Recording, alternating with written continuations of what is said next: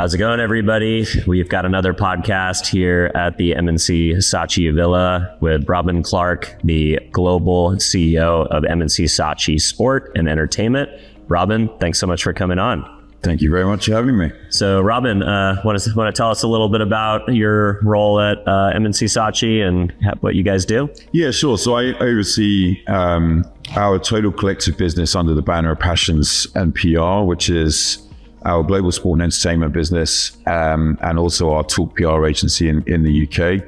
And really, both entities frame themselves around connecting people to brands and culture through what drives people passion-wise. So I don't think there's ever been a moment in time or a period of time when there's been more of a plethora of what people are into, what they love, what they get excited about, and the convergence of all of that is really what we're trying to harness when we think about the work that we're ultimately trying to achieve for our brand clients, and building those connections to consumers in really authentic and dynamic ways. I love it. So we're talking about kind of a lot there. We're talking about integrations into entertainment properties, movies, film, TV. Yeah, we're talking the works. We're talking about sport teams, endorsements. We're talking about influencer marketing. We're talking about all of that. Nice. So there's a lot of ingredients to bake a nice cake with, right? Sure.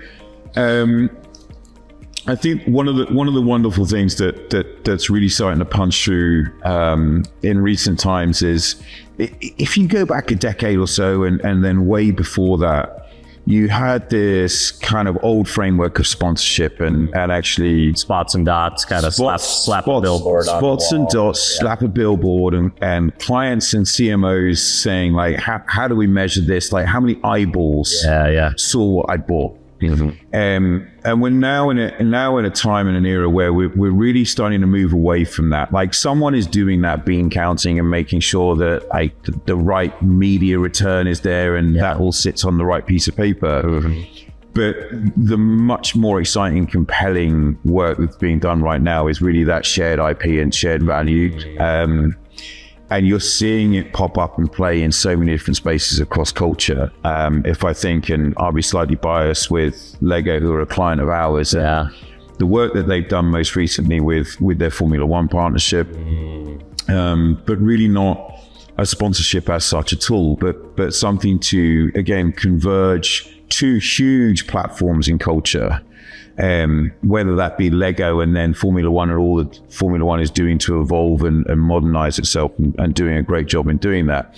Putting those two things together creates a sort of 2 + 2 = 5 scenario where everybody's winning. And, Lego are able to produce product that then is distributed, sold, and bought at scale, at volume, on a very high level, with the new range that they're doing through Formula One with the Formula One cars, which is now all teams and all liveries as well. So it's just a whole new world for Lego to step into.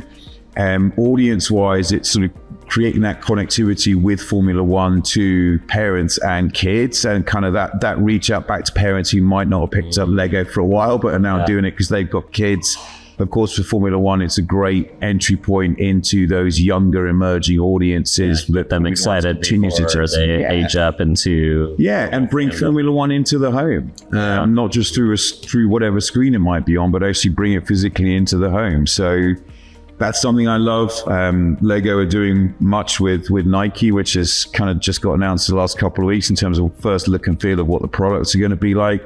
Again, if you think about that, not as a sponsorship at all. It's a partnership. It's an IP-based partnership, but for Nike, it allows them to get to those younger audiences and introduce the Nike brand and product lines.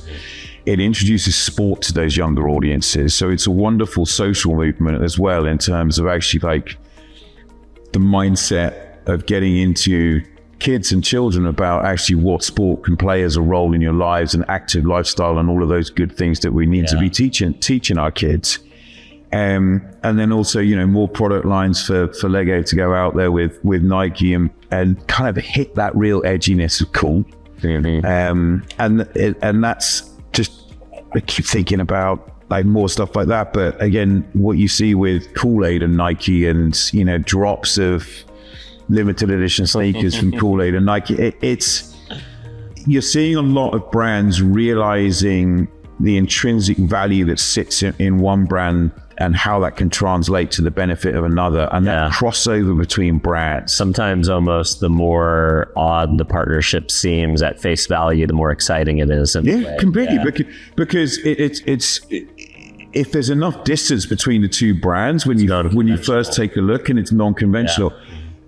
That's the thing that really intrigues me. It's like, okay, so what's the white space that each brand's trying to get into that they're not there? And actually that collaboration is extremely powerful. It's put together in the right way. And what are the shared assets that they bring to the table? How do they activate in ways? Exactly that. So you're seeing that, and then you're seeing, of course, the big rights holders try and evolve. I've mentioned Formula One, but you're looking at how those rights holders, whether it's Formula One, whether it's the NBA, who've been charging ahead for so long with being a cultural platform, not just a sports rights holder, but, the position within culture, within lifestyle, within fashion, within music, the role that athletes now have within all of that sort of space that brands can tap into, and the ecosystems for all of those big rights holders are just getting bigger and bigger and smarter, and it's allowing brands to look at multiple entry points and create entry points with them, as opposed to going back to 10, 20 years ago. It was like, what's on the shelf and can I afford it? So you're seeing a lot more creativity in the way that intellectual property is coming to the marketplace, the way that it's being curated and designed by 2 or 3 partners around the table, from brand, talent, more traditional rights holder, which is now becoming far more non-traditional, and like, what mix do we put together that makes something really compelling to go to market? And the tools that brands now have at their disposal in the creator space, in the experiential space, in everything that really M&C Saatchi does soup to nuts in terms of offering and delivery is something that my teams around the world are super excited about. It keeps you awake at night, I'll tell you that.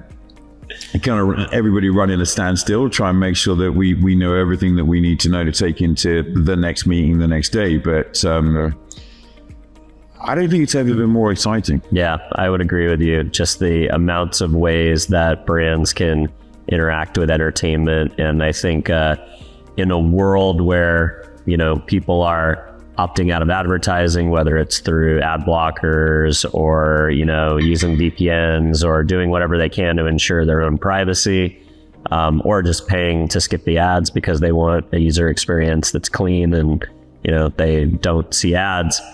Brands that create content and really think of them as producers of brand stories that are worth watching on their own, especially when you can leverage the brand equity of sports figures, celebrities, influencers. That's a pretty amazing opportunity. And the smart brands are, of course, the brands that are then being successful in those spaces and the way that they play in those spaces. But, I've always kind of held close to my heart that the notion of a value exchange, right? If you're a brand and you might be authentic to that space already, but dormant, or you might be a brand that has no on the poster on the wall right to play in that space.